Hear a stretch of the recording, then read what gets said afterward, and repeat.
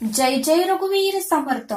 समर्थ म्हणतात की आभाळामधील सूर्य आपलं काहीच नातं नाही. समर्थ म्हणतात की आभाळामधल्या सूर्याचं आपलं काहीच नातं नाही, तरी तो ऊर्जा देतो, तरी तो आपल्याला ऊर्जा देतो, प्रकाश देतो.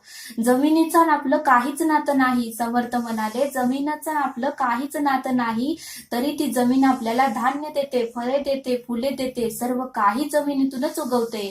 सर्व काही जमिनीतूनच उगवते, तरीही ती कोणाचा भेदभाव करत नाही, कोणाचा मत्सर करत नाही आणि कोणाचा तिरस्कारही करत नाही. म्हणून समर्थ म्हणले निसर्गाकडून बरंच काही घेण्यासारखं आहे.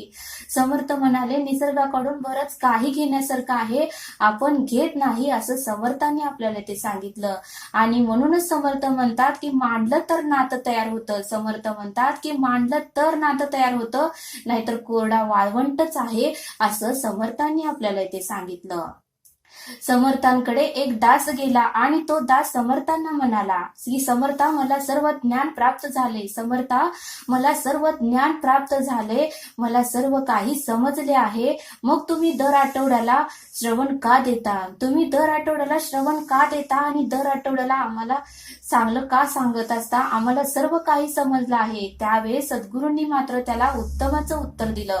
सद्गुरूंनी त्याला उत्तमाचं उत्तर दिलं. सद्गुरू म्हणाले तर आपण 8 दिवस घरामध्ये गेलो नाही, 8 दिवस घरामध्ये स्वच्छता केली नाही, तर घरामध्ये खूप घाण तयार होते, घरामध्ये माती साठते, घरामध्ये धुळा साठतो आणि ते घर 8 दिवसानंतर आपण घरामध्ये गेल्यानंतर सर्व काही स्वच्छ करावं लागतं.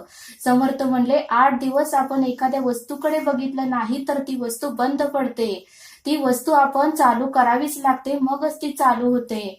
मग समर्थ म्हणाले की जर वर्षभर आपण घराकडे बघितलंच नाही, वर्षभर स्वच्छता केलीच नाही, तर घर खूप घाण होणार आहे.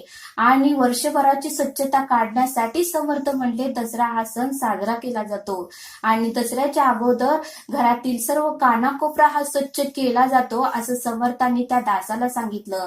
आणि समर्थ म्हणले जर आपण वर्षभर आपल्या शेताकडे गेलो नाही, वर्षभर नांगरणी केली नाही, वर्षभर पिकं घेतली नाहीत आणि वर्षभर आपण जर बीज पेरलं नाही, तर त्या शेतामध्ये मोठे मोठे बाबळीची रोपं तयार होतील, मोठे मोठे काँग्रेस गवत तयार होतील आणि मोठे मोठे कुठल्याही प्रकारची झाडे उगवून येतील.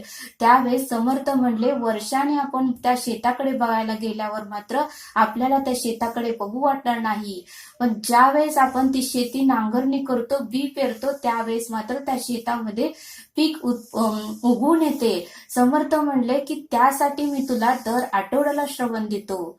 त्या शेतासारखं आणि त्या घरासारखं तुझ्या मनावर धुरळा चढायला नको, धूळ चढायला नको, माती चढायला नको, 8 विषयांनी तुझ्यावर घात करायला नको आणि तुझं नुकसान व्हायला नको, तू अधोगतीला जायला नको. त्यासाठी मी दर आठवड्याला तुला श्रवण देतो आणि त्यामुळेच तुला उत्तमाचा मार्ग मिळतो आणि तुझी मोक्षाची वाट मोकळी होते आणि तुझ्या मोक्षाच्या वाटेला कोणत्याही प्रकारचा अडथळा येत नाही, म्हणून मी तुला दर आठवड्याला श्रवण देतो असं त्या दासाला सद्गुरूंनी समजावून सांगितलं. आणि त्यावेळेस मात्र त्या दासाच्या डोळ्यात अश्रू आले आणि त्या दासांनी सद्गुरूंची माफी मागितली. सद्गुरू मला क्षमा करा, मला काहीच समजत नव्हतं आणि म्हणून मी तुम्हाला असे बोललो. आणि त्यावेळेस मात्र सद्गुरूंनी त्याला आशीर्वाद दिला असं सद्गुरूंनी त्या दासाला समजावून सांगितलं.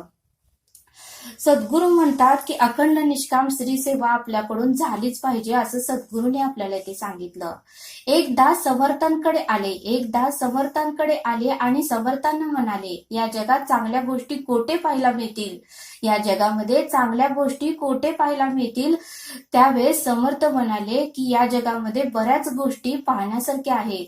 समर्थ म्हणाले खूप चांगल्या गोष्टी आहेत या जगामध्ये पाहण्यासारख्या. वृक्षाची सुंदरता पहा, तू वृक्षाची सुंदरता पहा, नदी समुद्र बघ, तारे तारका पहा, चंद्र सूर्य बघ, पक्ष्यांची किलबिल ऐक, वाऱ्याचा मंजू ध्वनी ऐक, खळखळत्या पाण्याचा आवाज ऐक. हे सर्व पाहिले की तुला आनंद मिळणार आहे. हे सर्व पाहिले की तुला आनंद मिळणार आहे. निसर्गाच्या अद्भुत सौंदर्याचा आपण नीटसं पाहिलेलंच नाही. निसर्गाच्या अद्भुत सौंदर्याला आपण नीटसं पाहिलेलंच नाही असं त्या दासाला सद्गुरूंनी सांगितलं. सद्गुरू म्हणलं की बऱ्याच चांगल्या गोष्टी आहेत की त्या आपण पाहत नाही असं सद्गुरूंनी त्या दासाला सांगितलं. सद्गुरू म्हणतात की आपल्याला दुःख हे चुकीचे आचरण आणि चुकीच्या धारणेमुळेच मिळते. म्हणून सद्गुरू म्हणले की चुकीचे आचरण आपण करायलाच नाही पाहिजे असं सद्गुरूंनी आपल्याला ते सांगितलं. समर्थ म्हणतात की कर्म उत्तम कर. समर्थ म्हणतात की कर्म उत्तम कर, कारण कर्माचं फळ व्यक्तीला अशा प्रकारे शोधून काढते की जसं वासरू कळपात असलेल्या गायीमधून आपल्या आईला शोधते. म्हणूनच समर्थ म्हणतात की तू कर्म उत्तमच कर. सद्गुरूने आपल्याला असे सांगितले. समर्थ म्हणतात की मनुष्य चुकीचे कार्य करतेवेळी उजव्या डाव्या आणि पुढे आणि पाठीमागे कुठेही बघत नाही. समर्थ म्हणतात की मनुष्य चुकीचे कार्य करताना कुठेही बघत नाही, उजवीकडेही बघत नाही, डावीकडेही बघत नाही, पुढेही बघत नाही, मागेही बघत नाही. मग समर्थ म्हणाले की वरती मात्र परमेश्वर त्याच्याकडे बघत असतो असं सद्गुरूंनी आपल्याला इथे सांगितलं. समर्थ म्हणतात की क्रोधामुळे माणसाची बुद्धी भ्रष्ट होते. समर्थ म्हणतात की क्रोधामुळे माणसाची बुद्धी भ्रष्ट होते. भ्रष्ट बुद्धीमुळे स्वतःचेच नुकसान आपण करून घेतो. म्हणून सद्गुरू म्हणले की क्रोध आपल्याला आवरता आला पाहिजे आणि शांतपणेच आपल्याला उत्तर देता आली पाहिजे असं सद्गुरूने आपल्याला इथे सांगितलं.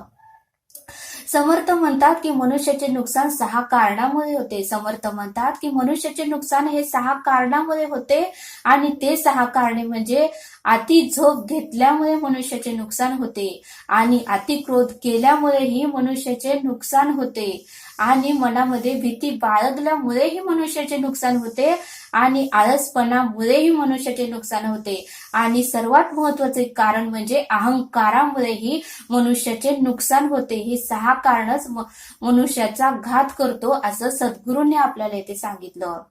सद्गुरू म्हणतात की रावण, कौरव आणि कंस याचा मृत्यू हा अहंकारामुळे झाला. सद्गुरू म्हणतात की रावण, कौरव आणि कंस याचा मृत्यू हा अहंकारामुळे झाला.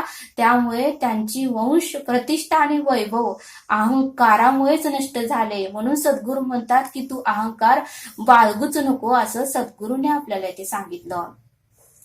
समर्थ म्हणतात की प्रत्येकामध्ये ताकद असते. समर्थ म्हणतात की प्रत्येकामध्ये ताकद असते आणि कमजोरीही असते.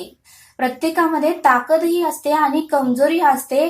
मासे जंगलात कधीच पळू शकत नाही. समर्थ म्हणतात की मासे जंगलामध्ये कधीच पळू शकत नाही आणि सिंह कधी पाण्यात राजा बनू शकत नाही. सिंह हा कधी पाण्यामध्ये राजा बनू शकत नाही. त्यामुळे प्रत्येकाला आपल्याला महत्व देता आलं पाहिजे असं सद्गुरूंनी आपल्याला इथे सांगितलं.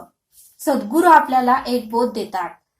छत्रपती शिवाजी महाराज मोठमोठ्या मोहिमेवर जाताना छत्रपती शिवाजी महाराज हे मोठमोठ्या मोहिमेवर जाताना साधू संतांच्या दर्शनात जाऊन व त्यांचा आशीर्वाद घेऊनच ते मोठमोठ्या कार्याला जात होते, मोठमोठ्या मोहिमेला जात होते.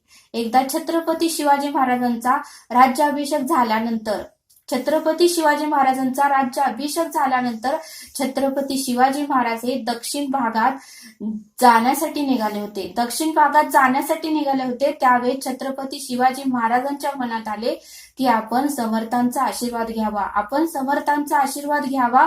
त्यामुळे छत्रपती शिवाजी महाराज हे शिवथर गरीत निघाले होते. छत्रपती शिवाजी महाराज हे शिवतर घरीमध्ये निघाले होते आणि तेथे जाताना मात्र नदीला भरपूर पूर आला होता. नदीला भरपूर पूर आला होता आणि त्यांना काही पलीकडे जाता येईना. त्यावेळेस छत्रपती शिवाजी महाराजांनी भिरवाडी येथे मुक्काम केला. तेथे शिवथरी शेजारी भिरवाडी येथे त्यांनी मुक्काम केला. तेथे देवीचे मंदिर होते. त्या देवीच्या मंदिरात छत्रपती शिवाजी महाराजांनी मुक्काम करायचा ठरवला आणि देवीच्या मंदिरामध्ये एक रात्र त्यांनी काढली आणि तेथेच ते झोपी गेले. झोपल्यानंतर छत्रपती शिवाजी महाराजांना एक स्वप्न पडले. छत्रपती शिवाजी महाराजांच्या स्वप्नामध्ये समर्थ रामदास स्वामी आले आणि समर्थ रामदास स्वामींनी छत्रपती शिवाजी महाराजांना एक नारळ दिला आणि नामस्मरण करण्याची माळ दिली. आणि ज्यावेळेस पहाट झाली त्यावेळेस छत्रपती शिवाजी महाराजांना जाग आली. ज्यावेळेस पहाट झाली त्यावेळेस छत्रपती शिवाजी महाराजांना जाग आली तर त्यांच्या उशीजवळ नारळ आणि नामस्मरण करण्याची माळ त्यांना दिसली. आणि त्यावेळेस मात्र छत्रपती शिवाजी महाराजांना खूप आश्चर्य वाटलं. त्यांना वाटू लागलं की आपल्या स्वप्नातही हेच आलं आणि आपल्याला उठल्यानंतर मात्र हेच मिळालं. याचा अर्थ समर्थ रामदास स्वामी येथे येऊन गेले. याचा अर्थ असा होतोय की समर्थ रामदास स्वामी येथे येऊन गेले. त्यावेळेस छत्रपती शिवाजी महाराजांनी कोणताच विचार केला नाही आणि तेथे एक क्षणही थांबले नाही. तेथे लगेच ते निघून शिवतर घरी समर्थांना भेटायला गेले. शिवतर घरी समर्थांना भेटायला गेले आणि समर्थांचा त्यांनी आशीर्वाद घेतला. समर्थांचा आशीर्वाद घेतला आणि समर्थ रामदास स्वामींनी मात्र छत्रपती शिवाजी महाराजांना अनेक तलवारी भेट म्हणून दिल्या. छत्रपती शिवाजी महाराजांना अनेक तलवारी भेट म्हणून दिल्या आणि त्यावेळेस छत्रपती शिवाजी महाराजांनी त्या तलवारी स्वीकार केल्या. आणि त्यावेळेस छत्रपती शिवाजी महाराज त्यांचा आशीर्वाद घेऊन दक्षिणेच्या मोहिमेसाठी ते निघाले. दक्षिणेच्या मोहिमेसाठी ते निघाले त्यावेळेस छत्रपती शिवाजी महाराजांनी विडा खायचा वर्ज्य केला. आजपासून मी विडा खाणार नाही अशी शपथ घेतली आणि ते पुढे निघाले. आणि थोडे दिवसांनी छत्रपती शिवाजी महाराजांनी समर्थांचा आशीर्वाद घ्यायला गेले आणि समर्थांना म्हणाले की आता मी दक्षिणेला चाललो आहे, आता मी दक्षिणेला चाललो आहे. त्यावेळेस समर्थ रामदास स्वामींना माहिती होतं की छत्रपती शिवाजी महाराजांनी विडा सोडला आहे, विडा खायचं सोडला आहे. त्यामुळे समर्थ रामदास स्वामींनी छत्रपती शिवाजी महाराजांची परीक्षा घ्यायची ठरवली आणि शिवाजी महाराजांना प्रसाद म्हणून विडाच दिला. शिवाजी महाराजांना प्रसाद म्हणून विडाच दिला. त्यावेळेस छत्रपती शिवाजी महाराजांनी कोणताच विचार केला नाही आणि तो विडा खाऊन टाकला. तो विडा खाऊन टाकला.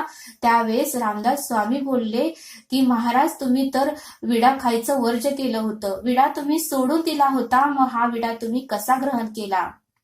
त्यावेळेस छत्रपती शिवाजी महाराज म्हणले की हा विडा नसून तुम्ही दिलेला प्रसाद आहे, हा विडा नसून तुम्ही दिलेला प्रसाद आहे आणि तुम्ही दिलेला कोणताही प्रसाद मी ग्रहण करणारच आहे. ही काळ्या दगडावरची रेष आहे. त्यावेळेस समर्थ रामदास स्वामींना फार आनंद झाला आणि छत्रपती शिवाजी महाराज हे परीक्षेमध्ये उत्तीर्ण झाले आणि त्यामुळेच समर्थ रामदास स्वामींचे छत्रपती शिवाजी महाराज हे लाडके शिष्य होते. असा सुंदर बोध समर्थांनी आपल्याला इथे सांगितला. समर्थ म्हणतात की अखंड निष्काम आणि श्री सेवा दास्य भक्ती आपण केली पाहिजे असं समर्थांनी आपल्याला इथे सांगितलं. समर्थ म्हणतात की संघर्ष केल्याशिवाय कोणीही महान होत नाही. समर्थ म्हणतात की संघर्ष केल्याशिवाय कोणीही महान होत नाही. जोपर्यंत छन्नीचा घाव होत नाही, समर्थ म्हणतात की जोपर्यंत छन्नीचा घाव होत नाही दगड सुद्धा देव होत नाही, दगड सुद्धा देव होत नाही. संत लोकांनीही तेच केले, संत लोकांनीही तेच केले म्हणून त्यांचे नाव निघते असं समर्थांनी आपल्याला इथे सांगितलं. समर्थ म्हणतात की त्रास कोणाला नाही, समर्थ म्हणतात की त्रास कोणाला नाही ते सांगा. मुंगी सुद्धा साखरेच्या कणासाठी धडपडत असते, मुंगी सुद्धा साखरेच्या कणासाठी धडपडत असते आणि जेव्हा ती साखरेचा कण शोधते त्यावेळेस तिची धडपड थांबते असं समर्थांनी आपल्याला ते सांगितलं. समर्थ म्हणतात त्रास कोणाला नाही ते सांगा. संत मीराबाईलाही त्रास होता, संत मीराबाईलाही त्रास होता. तिच्या सासरच्या लोकांनी तिला खूप त्रास दिला, पण अखंड श्रीकृष्णाच्या नामस्मरणामुळे प्रत्येक त्रासातून तिची सुटका झाली. अखंड श्रीकृष्णाच्या नामस्मरणामुळे प्रत्येक त्रासातून तिची सुटका झाली असं समर्थांनी आपल्याला ते सांगितलं. समर्थ म्हणतात की संत वेणाताईंनाही त्रास होता, समर्थ म्हणतात की संत वेणाताईंनाही त्रास होता. त्यांना त्यांच्या आई वडिलांनी विष दिले होते, त्यांच्या आई वडिलांनी त्यांना विष दिले होते, पण त्या विषाचं सुद्धा अमृत तयार झालं. का तर संत वेणाताईची भक्ती समर्थांवर भरपूर होती. मग समर्थ म्हणतात की त्रास हा प्रत्येकालाच आहे. संत रोहिदास चांभार यांनाही खूप त्रास होता. ते गरीब होते, चप्पल शिवायचं काम करत होते आणि एवढे गरीब असूनही त्यांनी विठ्ठलावरची दृढ विश्वास त्यांचा होता, विठ्ठलावर अखंड नामस्मरण होतं आणि त्यामुळे ते प्रत्येक त्रासातून ते तरले गेले असं समर्थांनी आपल्याला ते सांगितलं. आणि म्हणूनच समर्थ म्हणतात की जनी सर्व सुखी असा कोण आहे. समर्थ म्हणतात की जनी सर्व सुखी असा कोण आहे, विचारे मना तूच शोधून पाहे. मनात्वांची रे पूर्व संचित केले, तया सारखे भोगणे प्राप्त झाले. असं समर्थांनी आपल्याला एक श्लोक दिलेला आहे. म्हणून समर्थ म्हणतात की त्रासाशिवाय बाप आठवत नाही. समर्थ म्हणतात की त्रासाशिवाय बाप आठवत नाही. म्हणून समर्थ म्हणतात की दुःख आहे म्हणून सुखाची किंमत आहे. समर्थ म्हणतात की दुःख आहे म्हणून सुखाची किंमत आहे, असे समर्थ आपल्याला येथे सांगतात. आणि म्हणूनच समर्थ म्हणतात की ऊन आहे म्हणून पावसाला किंमत आहे. समर्थ म्हणतात की ऊन आहे म्हणून पावसाला किंमत आहे, असं सद्गुरूंनी आपल्याला इथे सांगितलं. समर्थ म्हणतात की अडथळे क्षणिक असतात. समर्थ म्हणतात की अडथळे तर क्षणिक असतात, पण त्या क्षणात खचून न जाता धीराने उभे राहिले पाहिजे. समर्थ म्हणतात त्या क्षणात खचून न जाता धीराने उभे राहिले पाहिजेत. याला तर खरं आयुष्य असे म्हणतात. यालाच खरं आयुष्य आहे असं म्हणतात. समर्थांनी असं आपल्याला सांगितलं आहे. समर्थ आपल्याला एक श्लोक सांगतात. मना सज्जना एक जीवी धरावे, जनी आपुले हित तुवा करावे. रघुनायकाविन बोलो नको हो, सदा मानसी तो निजध्यास राहो. या श्लोकाचा अर्थ समर्थ सांगतात की हे मना तू आपल्या जीवाशी एक गोष्ट पक्की करून ठेव. हे मना तू आपल्या जीवाशी एक गोष्ट पक्की करून ठेव. लोकात राहूनही आपल्याला आपले हित साधायचे आहे. लोकात राहूनही आपल्याला आपले हित साधायचे आहे.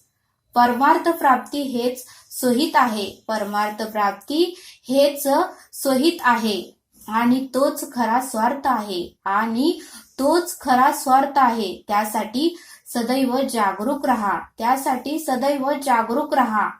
एक रघुनायकाचा छंद धर. एक रघुनायकाचा छंद धर. त्याच्याशिवाय अन्य विषयच नको. त्याच्याशिवाय अन्य विषयच नको. त्याच्याशिवाय दुसरे काही बोलूच नको. त्याच्याशिवाय दुसरे काही बोलूच नको. तुझ्या ठाई केवळ त्याचाच ध्यास असावा. तुझ्या ठाई केवळ त्याचाच ध्यास असावा, असा या श्लोकाचा अर्थ समर्थांनी आपल्याला येथे सांगितला. तरी आता आपण येथेच थांबूया. भेटूया पुढील भागात. हा व्हिडिओ आवडल्यास सबस्क्राईब करा. धन्यवाद.